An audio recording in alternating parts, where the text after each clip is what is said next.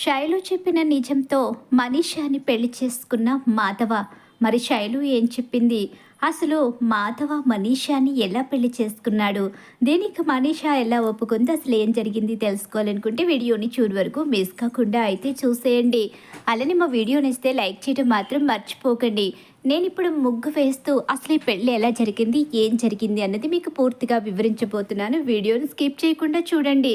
ఇంకా ఇక్కడ చూస్తే అసలు శైలు అడుగుతూ ఉంటుంది, ఎప్పుడు పెళ్లి చేసుకుంటావురా?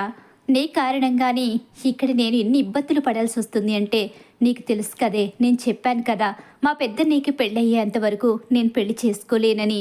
మరి అలాంటప్పుడు నువ్వు ఇంకా నన్ను ఎలా అడుగుతావు అని చెప్పేసి అంటూ ఉంటాడు. అది కాదురా, లేదు ఈ విషయంలో మాత్రం నన్ను ఇబ్బంది పెట్టకు, అలాగే నీ చెయ్యి నేను వదిలిపెట్టను, నేను పెళ్లి చేసుకుంటాను అని చెప్పేసి ఇక మాట అయితే ఇస్తాడు. నాకు తెలుసురా, నువ్వు ఎక్కడ చెప్పితే లొంగుతావో నాకు తెలుసు, నేను నీకెలా ఇస్తానో చూడని చెప్పేసి శైలు అనుకుంటూ ఉంటుంది. ఇక్కడ చూస్తే చాలా విక్కీ విషయంలో కంగారు పడుతూ ఉంటాడు. విక్కీకి ఎక్కడ మహాలక్ష్మి దగ్గరైపోతుందో, పైగా మహాలక్ష్మి చక్రికి ఒక షాక్ కూడా ఇస్తుంది. అవును, లవ్ చేస్తే తప్పేముంది అన్నట్టుగా చక్రి దగ్గర మాట్లాడుతుంది. అలా మాట్లాడేసరికి చక్రికి మరింత భయం వేస్తుంది. తన భార్య ఎక్కడ తనకి దూరం అయిపోయి విక్కీకి దగ్గరైపోతుందో అని చెప్పేసి తన తమ్ముడిని టిప్స్ అయితే అడుగుతూ ఉంటాడు కన్నాని. ఒరే, మీ వదిలికి దగ్గర అవడానికి టిప్స్ చెప్పరా అనేసరికి ఇక తన షర్ట్లన్నీ తీసుకొచ్చి బయటపడేసి, ఇలాంటి షర్ట్స్ ఎవరైనా వేసుకుంటారా? చూడు ఆ విక్కీ ఎంత బ్రాండెడ్గా ఉన్నాడో, అలాంటి షర్ట్స్ వేసుకుని అలా రెడీ అవుతే వదిన ఇంప్రెస్ అవుతుంది కదా అని చెప్పేసి ఇక చెప్పేసరికి, సరే రేపటి నుంచి చూడు నన్ను కొత్తగా చూస్తావు, ఈ చక్రిగాడు కొత్తగా మారిపోతున్నాడు అని చెప్పేసి ఇక అంటూ మర్నాడు లేచిన తర్వాత ఒక స్పెట్స్ పెట్టుకుని ఒక మంచి షర్ట్ వేసుకుని అలాగే షార్ట్ ప్యాంట్ వేసుకుని బయటకు అయితే వస్తాడు. ఇక ఈలోగా పైనుంచి కింది వరకు చూస్తూ ఉంటుంది మహాలక్ష్మి. చూసేసింది ఇక నన్ను చూసి ఇంప్రెస్ అయిపోతుంది, ఎందుకంటే ఆ విక్కీ గాళ్ళలాగే నేను కూడా స్పెషల్గా కనిపిస్తాను ఇప్పుడు తనకి అని చెప్పేసి అనుకుంటూ ఉండగానే ఈలోగా కన్నా నవ్వుకుంటూ ఉంటాడు. ఇక అలాగే కేశవ్ కూడా నవ్వుతూ ఉంటాడు. ఏంట్రా మీకు నేను జోకర్లా కనిపిస్తున్నానా ఏంటి అని చెప్పనేసరికి, అది కాదు ఏంటి వేషం అని చెప్పేసి ఇక ఆశ్చర్యంగా ఉందిలేరా అని అంటూ ఉంటాడు కేశవ. ఏరా కన్నా నీకు కూడానా? లేదు అన్నయ్య, అదేం లేదు నాకు తెలుసు కదా అని చెప్పేసి కన్నా సైలెంట్ అయిపోతాడు. ఏంటండి ఇది, అసలు ఇలా ఉన్నారేంటి జోకర్ లాగా అని చెప్పేసి మహాలక్ష్మి గబుక్కుని అనేస్తుంది. అలా అనేసరికి ఒక్కసారి గాలిపోయినంత పని అవుతుంది చక్రీకైతే. అలా చక్రి ఆశ్చర్యంగా, ఇక తనకి అంత అందంగా రెడీ అయ్యి కనిపిస్తే నేను కనిపించలేదా? ఆ విక్కీ గాడు మాత్రం స్పెషల్గా రెడీ అయి వచ్చాడని ఇక తెగ చూసేస్తుంది కదా, ఆ విక్కీ గాడిలాగా నేనెందుకు కనిపించడం లేదో, అవునులే వాడిలా కలర్ లేను కదా, అందుకే ఈవిడ గారికి కనిపించడం లేదేమో అని చెప్పేసి అనుకుంటూ ఉంటుంది. ఇక చాలే, ఆ స్పెట్స్ ఇంట్లో ఎవరు పెట్టుకోరు, అవి తీసేస్తే కాస్త నిన్ను చూడగలం, లేకపోతే నీ మొహం చూడడం మా వల్ల కావడం లేదు అని కేశవ ఆట పట్టేస్తూ ఉంటాడు. అలాగే కన్నా కూడా, కుళ్ళురా నేను అందంగా తయారయ్యానని మీకు కుళ్ళు, నన్ను చూసి ఓర్చుకోలేకపోతున్నారు, నాలాగే మీరు కూడా బ్రాండెడ్ బట్టలు ఇలాంటి మంచి కళ్ళజోడు ఇవన్నీ కొనుక్కుంటే మీరు కూడా నాలా రిచ్గా ఉంటారు అని చక్రి కాసేపు ఎమోషనల్గా అలాగే కాస్త ఆకతాయితనంగా మాట్లాడుతూ ఉంటాడు. పోరా చెప్పావు కానీ అని కేశవ అక్కడి నుంచి వెళ్ళిపోతాడు. ఇక్కడ చూస్తే ఇక మాధవ్ అయితే అందరికీ టిఫిన్ భోజనం ఇవన్నీ రెడీ చేస్తూ ఉంటాడు. ఈలోగా మాధవ్ దగ్గరకు వచ్చి, నేను కూడా మీకు హెల్ప్ చేస్తాను అంటూ మాధవ్కి మనీషా సహాయం చేస్తూ ఉంటుంది. ఒకరికి ఒకరు సపోర్ట్ చేసుకుంటూ వంట చేస్తూ ఉంటారు. వాళ్ళిద్దరూ అలా వంట చేస్తూ ఉంటే బయట నుంచి వీళ్ళందరూ కూడా చూస్తూ, చూడండి వాళ్ళు ఒకరికొకరు సపోర్ట్ చేసుకుంటూ ఎలా వంట చేస్తున్నారో, వాళ్ళిద్దరూ జంటగా ఉంటే చూడాలని ఉంది కదా, నిజంగా ఇద్దరు జంట అయితే ఒకరికొకరు చాలా సపోర్ట్గా ఉంటారు, ఇద్దరు బాగుంటారు కూడా, అర్థం చేసుకుంటుంది పెద్దిని మనీషా, కాబట్టి పెద్దికి భార్యగా వస్తే బాగుండు అని చెప్పేసి వాళ్ళిద్దరిని చూసి ఇక అనుకుంటూ ఉంటారు వీళ్ళందరూ కూడా. ఇలా మాట్లాడుకుంటూ ఉండగానే ఈలోగా మనీషా బయటకు అయితే వచ్చేస్తుంది. వంట పూర్తయిపోతుంది, కాఫీ ఇచ్చేస్తాడు అందరికీ. ఇక ఆ తర్వాత బయలుదేరిపోతాడు. ఇక మాధవ్ అయితే, నేను పనికి వెళ్తున్నాను మనీషా జాగ్రత్త. ఏంటి పెద్ది నాకు చెప్పవా, నిన్ను చూసుకోవడానికి అందరూ ఉన్నారు కదా, పాపం మనీషా భాష ఎవరికీ అర్థం కాదు నీకు తప్ప. వీళ్ళు మనీషాని ఆట పట్టిస్తూ ఉంటారు, అందుకని అలా చెప్పానమ్మా. నువ్వు మా ఇంటి మహాలక్ష్మివి, నిన్ను మా కంటికి రెప్పలా కాపాడుకుంటాం అని చెప్పేసి ఇక మహాలక్ష్మికి చెప్పి సరే వెళుతున్నానని చెప్పేసి అక్కడి నుంచి మాధవ బయలుదేరి వెళ్ళిపోతాడు. అలా వెళ్ళిపోయిన తర్వాత ఇక అక్కడ పని చేసుకుంటూ ఉంటాడు. ఆ బిల్డింగుల దగ్గర తన పని తను చేసుకుంటూ ఉండగానే ఇంకా అక్కడ ఆలోచించుకుంటూ పని చేసుకుంటూ మనీషా విషయంలో కాస్త బాన్సీ అయితే అంటూ ఉంటాడు. ఏం అర్థం కావడం లేదు భయ్య, మనీషా విషయంలో ఏం చేయాలో. కొద్ది రోజులైతే మీ ఇంట్లో తలదాచుకుంది, పర్వాలేదు, కానీ ఎన్ని రోజులని అలా ఉంటుంది?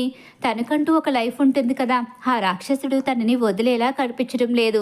ఆ రాక్షసుడిని దాటి ఎవ్వరూ వచ్చి తన మెడలో తాళి కట్టలేరు, ఎందుకంటే వాడు అలాంటి దుర్మార్గుడు. వాడు ఎప్పుడు ఏం చేస్తాడని భయపడుతూ ఎన్ని రోజులు బ్రతుకుతుందో ఏంటో పాపం అని చెప్పేసి బన్సీ అయితే అంటూ ఉంటాడు. పాపం మనీషాకి ఎంత కష్టం వచ్చిందో, నువ్వేం కంగారు పడకు, దేవుడు ఏదో ఒక మంచి దారిని చూపిస్తాడులే అని చెప్పేసి మాధవ్ అంటూ ఉంటాడు. ఇక మాధవ్ అయితే బయలుదేరిపోతాడు సైట్ నుంచి. అలా బయలుదేరి వస్తూ ఉండగానే దారిలో శైలు ఎదురుపడుతుంది మాధవ్కి. ఆగండి ఆగండి అని చెప్పేసి అంటూ ఉంటుంది. ఏంటమ్మా ఇలా వచ్చావేంటి, ఏమైంది, మళ్ళీ మీ వాళ్ళు ఏమైనా బలవంతంగా పెళ్లి చేయబోతున్నారా అని చెప్పేసి మాధవ అడుగుతూ ఉంటాడు. అలాంటిది ఏమీ లేదండి, మీతో ఒక ముఖ్యమైన విషయం మాట్లాడాలి, అందుకే వచ్చాను అని చెప్పేసి శైలు అయితే అంటూ ఉంటుంది. ఏంటమ్మా ఏంటా విషయం, ఏ విషయం మాట్లాడడానికి వచ్చావు? నన్ను కేశవని పెళ్లి చేసుకోమంటే నేను ఇప్పుడే పెళ్లి చేసుకోలేనని చెప్పి అంటున్నాడండి. అదేమ్మా ఏమైంది, పెళ్లి చేసుకోవడానికి ఏమైంది? మీ అమ్మా నాన్నల్ని ఒప్పిస్తే ఇక వాడు నీ మెడలో తాళి కట్టేస్తాడు, మీ వాళ్ళు ఒప్పుకోవడం లేదని కేశవ ఆలోచిస్తున్నట్టున్నాడు అని చెప్పేసి అంటూ ఉండగానే, లేదు, మా వాళ్ళ కోసం ఆలోచించడం లేదు, నేను కనుక ఇలానే పెళ్లి చేసుకోకుండా ఉండిపోతే మా వాళ్ళు రోజుకొక సంబంధం తెచ్చి ఏదో ఒక టైంలో నాకు 3 ముళ్ళు వేయించేసేలా ఉన్నారు. ఏదో రకంగా నాకు పెళ్లి చేసేయాలని, అసలు కేశవని నేను పెళ్లి చేసుకోకూడదని వాళ్ళు చాలా ప్రయత్నాలు చేస్తున్నారు. నాకు భయంగా ఉంది. లేదమ్మా భయపడకు, నేను వాడికి గట్టిగా చెప్తానులే, మీ పెళ్ళి జరిగిపోతుంది. ఇక వాడిని మీ పెళ్ళి జరిగేలా నేను చేసి ఒప్పిస్తాను కదా, త్వరలోనే మీ పెళ్లి ముహూర్తాలు పెట్టిస్తాను. లేదు, మీరెంత చెప్పినా నేనెంత చెప్పినా కేశవ ఒప్పుకోడు. ఎందుకు ఎందుకు ఒప్పుకోడు? నేను చెప్తే వాడు తప్పకుండా ఒప్పుకుంటాడు. లేదు, మీరు చెప్పినా కూడా కేశవ తన నిర్ణయాన్ని మార్చుకోడు. ఏం మాట్లాడుతున్నావు అమ్మా, ఎందుకు మార్చుకోడు? కేశవ తన నిర్ణయాన్ని మార్చుకోడని ఎలా చెప్తున్నావు? అవును, కేశవ నా దగ్గర ఏం కండిషన్ పెట్టాడో మీకు తెలుసా? మీరు పెళ్లి చేసుకుంటే తప్ప తను పెళ్లి చేసుకోడంట. తాను ముందుగా పెళ్లి చేసుకుంటే మీకు ఎటువంటి సంబంధాలు రావని, ఆ తర్వాత మీరు లైఫ్ లాంగ్ ఇలా ఒంటరిగా ఉండిపోతారని తను భయపడుతున్నాడు. అందుకే ఆ రోజు నాకు నచ్చ చెప్పి తిరిగి మా ఇంటికి పంపించేశాడు. మీ పెళ్లి తర్వాతే మా పెళ్లి జరుగుతుందని కేశవ ఖచ్చితంగా చెప్పేశాడండి. అందుకే నేను ఎన్నిసార్లు అడిగినా కేశవ నన్ను పెళ్లి చేసుకోవడానికి సిద్ధంగా లేడు. మా పెళ్లి జరగాలి అంటే ముందు మీ పెళ్లి జరగాలి, లేకపోతే కేశవ నా మెడలో తాళి కట్టడు. కేశవకి మీరంటే పంచప్రాణాలు కదా. మీ విషయంలో కేశవ ఏది కూడా నిర్లక్ష్యం చేయాలి అనుకోవడం లేదు, అలానే నేను మిమ్మల్ని ఇబ్బంది పెట్టాలి అనుకోవడం లేదు. నా ఇబ్బందిని మీకు అర్థమయ్యేలా చెప్పాలని ఇక్కడికి వచ్చాను. త్వరగా మీరు పెళ్లి చేసుకుంటే అప్పుడు కేశవ నా మెడలో తాళి కడతాడు. నాకు ఈ టెన్షన్స్ తప్పుతాయని చెప్పడానికి వచ్చాను. నేను ఏదైనా తప్పుగా మాట్లాడితే నన్ను క్షమించండి అని చెప్పేసి శైలు అక్కడి నుంచి వెళ్ళిపోతుంది. ఏంటి వీడు ఇంత పని చేశాడా? అసలు నా పెళ్ళికి వీడి పెళ్ళికి ముడి ఎలా పెడతాడు? వీడు అమ్మాయిని ప్రేమించాడు, అమ్మాయి వీడి కోసం ఎదురు చూస్తుంది. అలాంటప్పుడు పెళ్లి చేసుకోవడం మానేసి ఇలా వాయిదాలు పెట్టడం ఏంటి? అసలు వీడు చేసిన పని నాకు నచ్చలేదు అని చెప్పేసి ఇక ఇంటికి వెళ్ళి అక్కడ నిలదీస్తాడు కేశవనైతే. ఏంట్రా అమ్మాయిని పెళ్లి చేసుకోమంటే అన్నయ్య పెళ్లి జరగాలి, తమ్ముడు పెళ్లి జరగాలి అంటూ వాయిదాలు పెడుతున్నావంటే ఏంటి? అయినా ఆ అమ్మాయి నీ కోసం ఎంతకాలం అని ఎదురు చూస్తుంది. ఆ అమ్మాయి ఇంట్లో వాళ్ళు తనకి పెళ్లి చేయడానికి విశ్వ ప్రయత్నాలు చేస్తున్నారని తెలిసాక కూడా ఇంకా కండిషన్లు పెడతావేంట్రా? నా పెళ్లి సంగతి పక్కన పెట్టు, నువ్వు ఆ అమ్మాయిని పెళ్లి చేసుకో, ముహూర్తాలు పెట్టిస్తాను. నా పెళ్లి సంగతి ఏముంది, తర్వాత ఇక అదే చూసుకోవచ్చు అని చెప్పేసి అంటూ ఉండగానే ఈలోగానే ఇక ఇక్కడ చూస్తే అసలు ఏంటి ఇదంతా? అసలు ఇదంతా ఎవరు చెప్పారు అని చెప్పేసి అడుగుతూ ఉంటాడు కేశవ. ఎవరు చెప్తే నీకెందుకు, నువ్వు నా పెళ్లి తర్వాత పెళ్లి చేసుకుంటాను అనే నిర్ణయాన్ని వెనక్కి తీసుకో, మీ ఇద్దరికి పెళ్లి ముహూర్తాలు పెట్టిస్తాను, వాళ్ళని నేను ఒప్పిస్తాను అని చెప్పేసి మాధవ అంటూ ఉంటాడు. లేదు, నేను ఈ పెళ్లి చేసుకోవడానికి సిద్ధంగా లేను, నువ్వు బలవంతంగా పెళ్లికి నన్ను ఒప్పించినా సరే నేను తన మెడలో ఇష్టపూర్వకంగా తాళి కట్టలేను. తనని ప్రేమించావు కదరా? అవును, తనని ప్రేమించాను, నువ్వు ప్రాణం అనుకున్నాను. ఇప్పుడు ఇదిగో మన చక్రిగాడు పెళ్లి చేసుకున్నాడు. ప్రతి ఒక్కరూ నీకు పెళ్లి జరగకుండా అసలు వాడికెందుకు పెళ్లి జరిగింది అని ప్రతి ఒక్కరూ అడుగుతున్నారు. వాడు పెళ్లి జరిగిన సిచ్యువేషన్ ఎలాంటిదైనా కావచ్చు, కానీ వాడికి భార్య వచ్చి ఇంట్లో ఉంది. తనని అలాగే వాడిని చూసిన ప్రతి ఒక్కరూ నీ పెళ్లి గురించి ప్రశ్నిస్తున్నారు, నీ గురించి రకరకాలుగా మాట్లాడుకుంటున్నారు. ఇప్పుడు నేను కూడా శైలుని పెళ్లి చేసుకుని ఇంటికి తీసుకొచ్చేస్తే పెద్దవాడికి పెళ్లి ఇంకెప్పటికీ జరగదు, వాడిలో ఏదో లోపం ఉందని ఇక ఊరు కోడై కూస్తుంది. అప్పుడు జనమందరూ కూడా అదే నమ్మి నీ విషయంలో నిన్ను తక్కువ చేసి మాట్లాడతారు. మా ప్రాణమైన మా అన్నయ్యని తక్కువ చేసి ఎవ్వరూ మాట్లాడకూడదు. నీ పెళ్లి జరిగిన తర్వాతే నేను పెళ్లి చేసుకుంటాను. నన్ను కొట్టినా తిట్టినా నువ్వు నన్ను ఎన్ని మాటలన్నా సరే నేను మాత్రం ఈ పెళ్లి చేసుకోను. నీ పెళ్లి జరిగేంత వరకు నేను ఇలానే ఉండిపోతాను. నా కోసం ఆ బుస్సు ఎలాగో ఎదురు చూస్తుంది, అదొచ్చి నీ దగ్గర ఇవన్నీ బాగుంటుంది అంటే నీ ద్వారాగా దాన్ని నేను పెళ్లి చేసుకుని ఇంటికి తీసుకొస్తానని ఎదురు చూస్తుంది. కానీ నా అన్నయ్య పెళ్లి జరగకుండా నేను దాన్ని ఎప్పటికీ ఇంటికి తీసుకురాను అని దానికి తెలియదు. ఇక నువ్వు పెళ్లికి ఒప్పుకొని పెళ్లి చేసుకుంటేనే మిగతా విషయాలు మిగతా కార్యక్రమాలు ముందుకు వెళతాయి, లేకపోతే మాత్రం ఎలాంటి పనులు ఇంట్లో జరగవు అని చెప్పేసి ఖచ్చితంగా చెప్పేస్తాడు కేశవైతే. అలా చెప్పేసరికి ఇంకేం చేయాలో అర్థం కాదు మాధవకి. ఎందుకు వీడిలా చేస్తున్నాడు, నా జీవితం కోసం వీడి జీవితాన్ని నాశనం చేసేసుకుంటున్నాడేంటి? వాడు తీసుకున్న నిర్ణయం కరెక్టే అన్నయ్య, వాడు మంచి మనసుతో ఆలోచించాడు, అది నేను ఆలోచించలేకపోయాను. నేను ఆలోచించింది ఈ ఇంటికి ఒక ఆడపిల్లని తీసుకురావాలని, ఆడదిక్కే ఉండదు అని శాపనార్థాలు పెట్టిన వాళ్ళందరి కళ్ళు తెరిపించాలని నేను ఆలోచించాను. నువ్వు పెళ్లి చేసుకుంటే తప్ప వాడు పెళ్లి చేసుకోకూడదని వాడు ఆలోచించుకున్నాడు. వాడి నిర్ణయంలో తప్పుందని నీకు అనిపిస్తుందేమో కానీ మాకైతే అనిపించడం లేదు అని చెప్పేసి ఇక చక్రి అయితే అంటూ ఉంటాడు. అలా మాధవ ఎంతగానో ఆలోచిస్తూ ఉంటాడు. మాధవతో మనీష చాలా ప్రేమగా మాట్లాడుతుంది. మనీష దగ్గరికి వెళ్ళిన మాధవ, ఇప్పుడు నీ పరిస్థితి ఏంటి, ఏం చేయాలనుకుంటున్నావు? ఏమో నాకేమీ అర్థం కావడం లేదు. మా బావ నన్ను వదిలిపెట్టడు, నా జీవితం ఏంటో, నాకు చావు తప్ప మరో దారి కనపడేలా లేదు అని చెప్పేసి ఇక అంటూ ఉంటుంది మనీష. అదేంటి అంత మాట మాట్లాడతావని ఇక తనకు అర్థమైన భాషలో అర్థం చేసుకుంటూ కొన్ని విషయాలు అర్థం కాకపోయినా తన మనసులో భావాన్ని అర్థం చేసుకుంటూ మాట్లాడుతూ ఉంటాడు మాధవ్ అయితే. ఇలా మాట్లాడుతూ ఉండగానే ఇక మాధవ మర్నాడు సైట్కి అయితే వెళ్ళిపోతాడు. అలా వెళ్ళిపోయిన తర్వాత పెళ్ళిళ్ళ పేరై వస్తాడు, సంబంధాలు తీసుకొని వస్తాడు. రెండో పెళ్ళమ్మాయి కూడా ఇక తనకి ఒక సంబంధం అయితే వస్తుంది. ఆ అమ్మాయి గురించి మాట్లాడుతూ ఉండగానే ఆ అమ్మాయిని నేను పెళ్లి చేసుకుంటాను, తనకు జీవితాన్ని ఇస్తాను, నేను పెళ్లి చేసుకుంటేనే నా తమ్ముళ్ళు పెళ్ళిళ్ళు అవుతాయి, వాళ్ళ జీవితాలు సెటిల్ అవుతాయి, కాబట్టి ఆ అమ్మాయిని నేను పెళ్లి చేసుకుంటానని చెప్పేసి పెళ్ళిళ్ళ పేరైతే చెప్తాడు. లేదు బాబు, అది కాదు, ఈ విషయంలో నీ ఆలోచన తప్పనిపిస్తుంది, లేదు ఆ సంబంధం నాకు ఖాయం చేయండి అని చెప్పేసి మాధవ చెప్తాడు. ఇంకా తర్వాత బన్సీ వచ్చి, ఏంటన్నా నువ్వు చేసే పని? అవును బన్సీ, నా తమ్ముళ్ళ కోసం నేను ఏదైనా చెయ్యాలి, నా తమ్ముళ్ళే నా ప్రపంచమని నీకు తెలుసు. వాళ్ళు ఇప్పుడు నా జీవితం కోసం ఆలోచించి వాళ్ళ నిండు నూరేళ్ల భవిష్యత్తుని నా కోసం వదిలేసుకుంటున్నారు. అది నాకు ఇష్టం లేదు. నా పెళ్లి కోసం నా తమ్ముళ్ళు ఎదురు చూస్తున్నారు, అందుకే నేను ఇక తనని పెళ్లి చేసుకోవాలనుకుంటున్నాను. అదేంటి భయ్య, ఇంట్లో ఉన్న మనీషాని పెళ్లి చేసుకోవచ్చు కదా? ఏం మాట్లాడుతున్నావు బన్సీ? అవును, మనీషా జీవితానికి ఒక దారి అయితే దొరుకుతుంది. మనీషా ఇప్పుడు చిక్కుల్లో పడి ఉంది. తన బావ విషయంలో చాలా ఇబ్బంది పడుతుంది. మనీషా మెడలో తాళి పడిపోతే ఇక తన బావ తన జోలికి రాడు. మీ నలుగురు అన్నదమ్ములు తనని కవచంలా కాపాడుకుంటారు కాబట్టి తన విషయంలో నాకు ఇంకెలాంటి బాధ ఉండదు. నేను ఇలా అడిగానని తప్పుగా అనుకోకు భయ్యా. నువ్వు రెండో పిల్లమ్మాయిని కూడా పెళ్లి చేసుకోవడానికి సిద్ధపడ్డావు అంటే మనీషాకు ఒక జీవితం ఇస్తావని ఆశపడి అడిగాను. నేను అడిగింది తప్పు అయితే నన్ను క్షమించు భయ్యా అని చెప్పేసి అంటూ ఉంటాడు ఇక బన్సీ అయితే. చాలా ఆలోచించుకుంటాడు మనీషా విషయంలో. దిక్కుతోచని స్థితిలో పడి ఉన్న మనీషాకి జీవితం ఇవ్వడానికి నిర్ణయించుకుంటాడు. మనీషా కూడా తన విషయంలో ప్రేమగా మాట్లాడడం, తనకి సపోర్ట్గా ఉండడం, అలాగే ప్రతి పనిలో సహాయం చేయడం ఇదంతా కూడా మాధవకి నచ్చుతుంది. మనీషా మనసులో కూడా తను ఉన్నాను అన్న విషయం అయితే అర్థమవుతుంది. అక్కడ అమ్మవారి దీవెన కూడా అదే. ప్రతి ఒక్కరి నోట్లో మాట కూడా అదే. మనీషాని మాధవ పెళ్లి చేసుకోవాలనే విషయం. చివరికి గాయత్రి కూడా చెప్తుంది, మనీషా నీకు బాగా పర్ఫెక్ట్ జోడీ అని చెప్పేసి. అలా చెప్పేసరికి ఇంకా ఆలోచించుకున్న మాధవ్ అయితే, మనీషా మనం గుడికి వెళ్దామా? ఏంటి బోలో అని చెప్పేసి అంటూ ఉండగానే టెంపుల్ టెంపుల్ అని చెప్పి చెప్తూ ఉంటాడు. సరే అని చెప్పేసి ఇక మాధవ్ అయితే మనీషాని తీసుకుని గుడికి అయితే వెళ్తాడు. బన్సీని రమ్మని మాధవ చెప్తాడు. బన్సీ అయితే అక్కడికి వస్తాడు.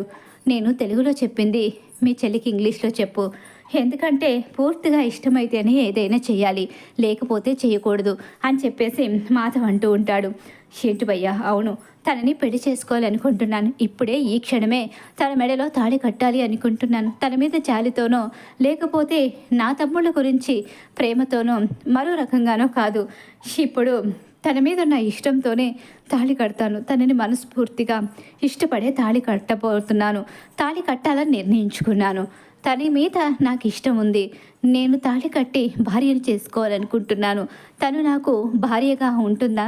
నన్ను భర్తగా అంగీకరిస్తుందా? నేనంటే తనకి ఇష్టమేనా? ఇవన్నీ నువ్వు అడగాలి అని చెప్పేసి మాధవ్ చెప్తాడు.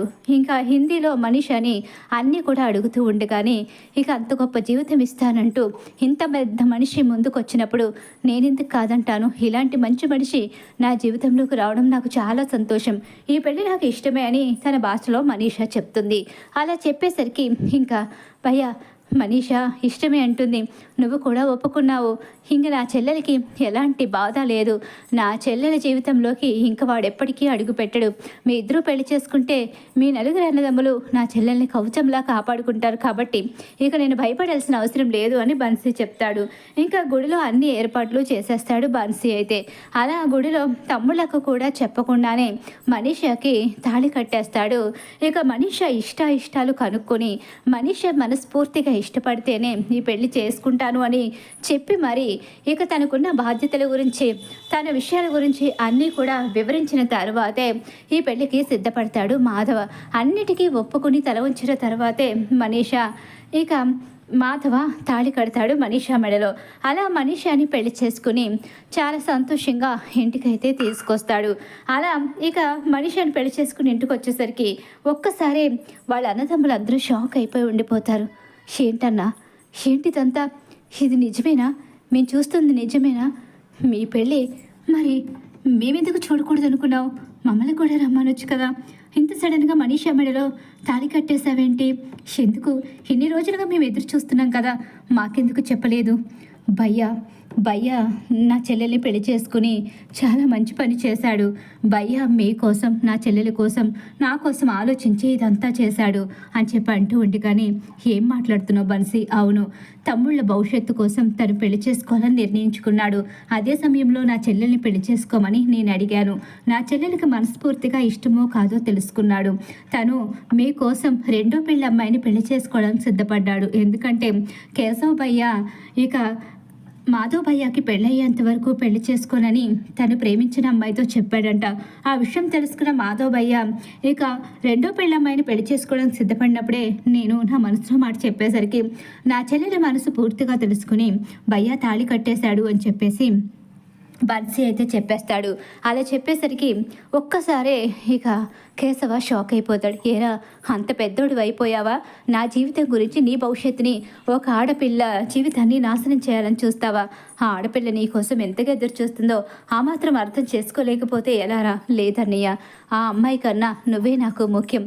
ఆడపిల్ల భవిష్యత్తు నాశనం చేయాలని నేను అనుకోను. తనకి నేను అండగా నిలబడ్డాను. అలా అని నీకన్నా ముందు నేను పెళ్లి చేసుకుని సంతోషంగా బ్రతకలేను అని చెప్పేసి చెప్పేసి కేశవ అంటూ ఉంటాడు. అలా మాధవ పెళ్ళి అయితే జరిగిపోతుంది శైలు చెప్పిన నిజంతో. మాధవ పెళ్లి జరగడంతో ముందు ఎమోషనల్ అయినా ఆ తర్వాత కోరుకున్నదే జరిగేసరికి ఆ రుద్రాంబికకు జై కొట్టి రుద్రాంబిక కారణంగానే ఈరోజు అనుకోకుండా మన ఇంట్లో ఇంత పెద్ద ఆనందం మనం ఎదురు చూస్తున్న కళ నెరవేరిందని చెప్పేసి ఆ అన్నతమ్ములు ఎంతో హ్యాపీగా ఫీల్ అయిపోతారు. మా పెద్ద వదిన అంటూ కన్నా సంబరపడిపోతూ ఉంటాడు మనీషాని చూసుకుని. అలాగే అందరూ మహాలక్ష్మితో సహా అందరూ కూడా మనీషాని ఇంటి కోడలుగా మనస్ఫూర్తిగా అంగీకరించి హ్యాపీగా ఫీల్ అవుతూ ఉంటారు. ఇక బన్సీ, దీనికోసమే నా చెల్లెల్ని ఇంటి కోడల్ని చేయాలి అనుకున్నాను. మీ అందరూ నా చెల్లెల కోసం ఎంతో చేస్తారు. నా చెల్లెలంటే మీ అందరికీ ఎంతో అభిమానం. మీ అందరూ మహాలక్ష్మిని చూసుకున్నట్టే నా చెల్లెల్ని కూడా చూసుకుంటారని నాకు తెలుసు. నా చెల్లెలకి అండగా నిలబడతారని నేను ఈ నిర్ణయం తీసుకున్నాను. నాకు చాలా సంతోషంగా ఉందని బన్సీ కూడా చెప్తూ ఉంటాడు. అలా ఇక మాధవ మనీష పెళ్ళి అయితే జరిగిపోతుంది. మరి ఖచ్చితంగా రాబోయే కథలో ఇలా అయితే జరిగిపోతుంది. ఇలానే జరగాలని మీరు కోరుకుంటున్నారా? అయితే వీడియోని తప్పకుండా లైక్ చేయండి. అలాగే మా వీడియో కనుక మీకు నచ్చినట్లయితే పక్కనే ఉన్న హై బటన్ మీద క్లిక్ చేయండి.